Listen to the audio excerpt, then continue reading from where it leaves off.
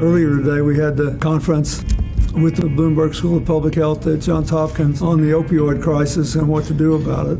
And that was also very moving because I think there are people all over America now who may not have realized it before, but know now that this is the #1 killer of Americans under 50, the opioid crisis. And they want to actually do something about it.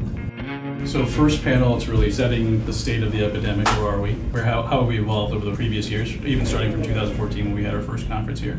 This is like a good news, bad news story to me. The good news is this is the first drug epidemic when we act like a grown-up country and we're treating it like a public health problem instead of primarily a criminal justice problem. This is the first epidemic we've had killing this many people that had a non-violent delivery chain.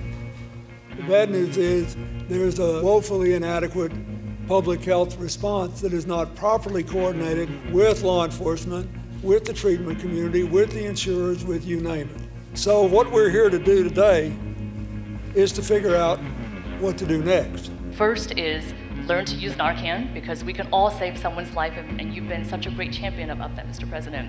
The second is to change our language, change the way that we speak about the issue, how we can reframe our own language around speaking about the disease of addiction, for example. And I'd say the third thing that we can all do is think about what is in our wheelhouse.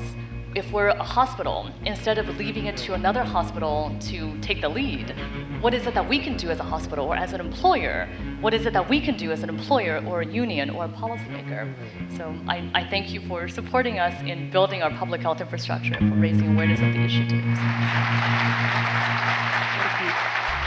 We're here at a library in Baltimore, and we are celebrating the opening of a new playground with the library as part of our Too Small to Fail project, because we want to encourage parents and caregivers to read to children everywhere, but also to be active, to talk about their living experiences. And this is the 83rd partnership we've had around America with people building playgrounds. So the idea is there will be more fun and more learning at the same time.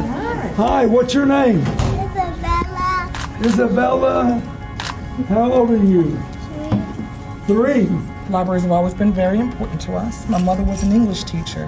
One of the things that she would do was take us to the library, and I love to hear the books crack open. Just the ritual of being able to pick out your own books and getting excited and having an adventure in your mind has always been really important to me, and I think that children will mimic what they see. Yeah. I love to read. My husband used to like to read. She will love to read because I make it exciting. It's not a chore, it's a privilege. Is there any one thing that stuck with you today more than anything else?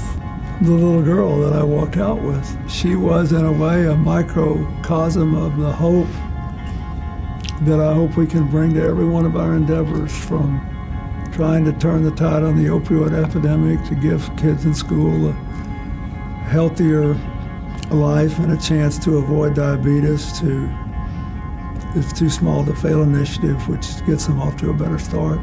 All these things can make a huge difference in people's lives.